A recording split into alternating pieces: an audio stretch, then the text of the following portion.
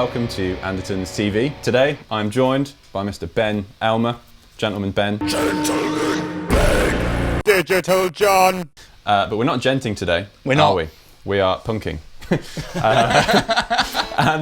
Yeah, today we have these Tom DeLonge Starcasters. Starcasters, not used by many guitarists, I'd say. I think Tom DeLonge's probably one of the main guys to use them. I think the other prominent one, actually, is the bassist from Royal Blood. Oh, really? Yeah, I think he has a signature Starcaster. He uses one a lot. So it's a nice shape. I like a Starcaster. They're a nice big body. But anyway, Tom DeLonge's version is a very simple guitar. And he's a very simple guitarist, I think. That's not a bad thing. That's, observation, not a judgment. Because Blink's catalogue is very punk, It literally is just a bridge pickup aggressive thing. It's about how you play. And now Blink are back and Tom's back in the band. Everyone who's like 20 to 30 is really happy about it.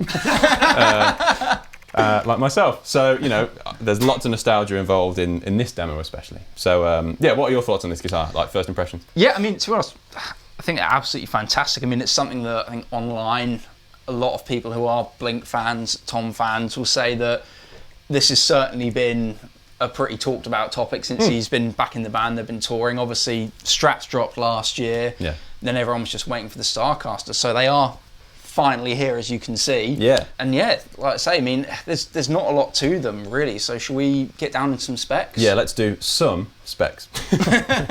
From the top, we've got a roasted maple neck and headstock, as you can see. It's all nice. This one's especially nice because it's kind of a darker roasted maple for this Olympic white finish. I think that works really well. Around the back, we've got some Fender. Can you see that? Sorry. Over here. At the top, we've got some Fender lock-in tuners as well. So around this price point, you're going to get those kind of premium pro features. I've talked about the roasted maple neck. We've got a rosewood fretboard. And I think a medium jumbo frets. Yeah, and you've got 12-inch radius as well, so it's relatively flat from what you would expect usually on something Fender-esque. But like you say, it definitely feels like a Fender. I was rolling off it because I'm used to kind of flatter guitars, but nothing too annoying at all. What else? Do you want to talk about the body? Yeah, definitely. So you've got a laminate maple body as well. What's kind of cool about these ones, in comparison to one of the wonderful Strats that I've got beside me here, be sure to check those out. Links will be below as well. So what you've got different compared to that Strat, in the Strat we had the Seymour Duncan Invader. In this one you've got an SH5 Custom, so it's slightly lower output. Yeah. Even plugging them in before, it's nowhere near as full bore, so these clean up a lot nicer in my opinion, but you would kind of expect that for the type of guitar it is as well. And even though it's a kind of like weaker pickup, it's not a weak pickup at all. It's just Invaders are insanely hot. They're kind of like the hottest that Seymour go, really, aren't they? Yeah, so, pretty much. But yeah, so we've got obviously the satin laminate maple body. These come in 4 amazing colours. Obviously, John's spoken there. He's got the satin Olympic white there. We've got a satin shell pink there. To my right, a satin surf green, which is wicked and pretty synonymous with that Tom DeLonge colour. And each of them have a few like aesthetic changes where on that one and also the one Ben's holding, they have white volume dials, which I think is just a nice touch. And again, some of the hardware changes, so that we've got chrome on that, black on these two. So a few little aesthetic changes. Shoreline gold here, and obviously you can see chrome hardware, and the ones that John's got in his hands and beside him, we've got black hardware as well. But again, like when Tom DeLonge's a pretty basic sort of guy when it comes to his rig, and it's the reason it sounds so good. So very much like the Strat, it's a stripped back punk rock machine, whatever you want to call it, thrash it around, no bells and whistles, which is how it should be. Do you want to talk what rig you're going through? Yeah, sure. So at the minute, I'm going through this purple Soldana. Can you see that on one of the cameras? If I just contortionist my way out the way.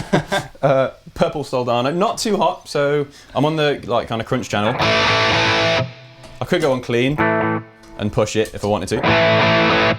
But Tom DeLonge actually, again, it's probably the Invader bringing out everything of his Marshall or whatever he played through. I actually don't know what he played through, but it's actually quite crunchy and aggressive and quite bright. So the Soldano does a great job. You're going through the Deputy. Yeah, so I'm going through the new Victory Deputy, which again, it's a single channel amp. So I've got the Flint running in the effects loop for a bit of reverb, but just standard tone is.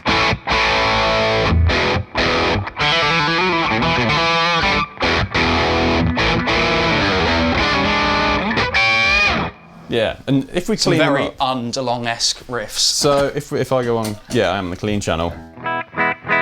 You can not do a neck pickup sound. I mean, it was funny, after I was just playing around with it, I went to just go on the neck pickup, and there isn't one. So if if this is your first guitar that's just a bridge pickup, you may need to kind of, get your head around that. But anyway, so if you kind of play near the neck,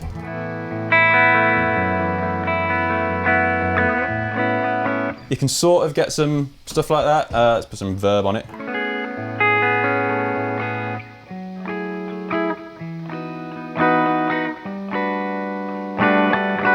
And then maybe if you play,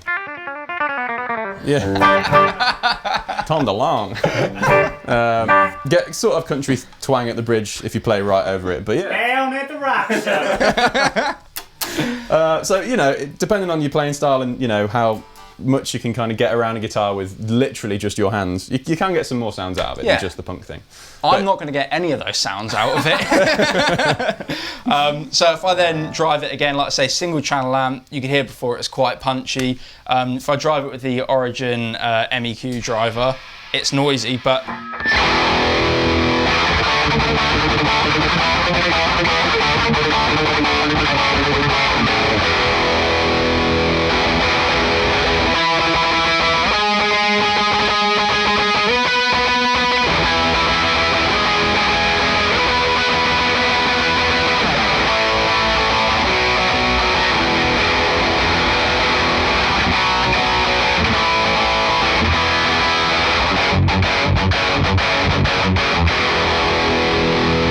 it really does sound great. it's Sounds pretty really tight good. in the low. Yeah. So which, again, you want that for this kind of, if you're doing any sort of punkier, fast picking stuff. But I really like the different pickup compared to the Duncan. Like you say, you can actually get a little bit more out of it. I also think it's one of the few guitars where a pickup ring looks good on Yes. humbucker. Like where if it didn't have it, it would look a bit weird and naked. Like it would look a bit vulnerable, wouldn't it? That pickup just there by itself. But with a pickup ring, it really suits it. And again, it's kind of punk rock and a bit more like budget in kind of tradition to have pickup rings, and it suits the kind of punk thing. Yeah, I don't know what else. That's kind of it, isn't it? We're kind of scraping the barrel. It's a very simple guitar, but I guess punk music is. Tom DeLonge is. It's just about playing and giving it some balls and attitude when you do. So another jam. Another jam, Yeah, might as let's do well.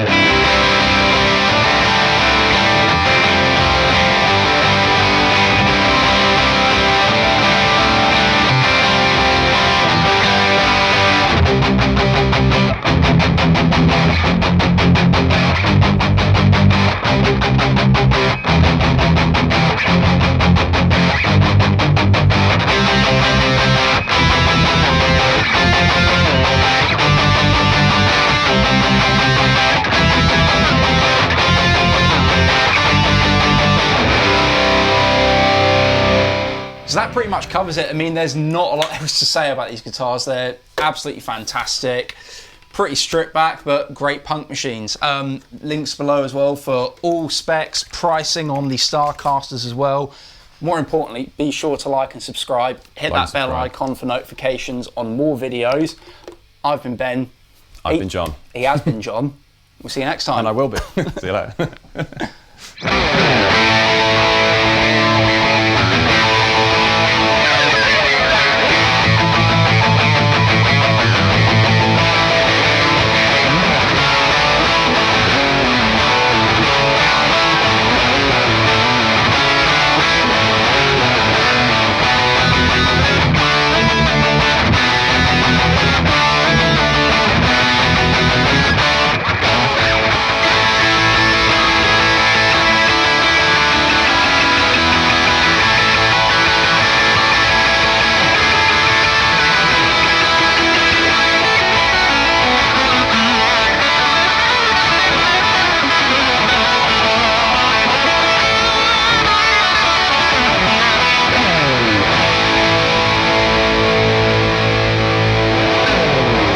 That was so inappropriate. I'm sorry. Never ever played that fast.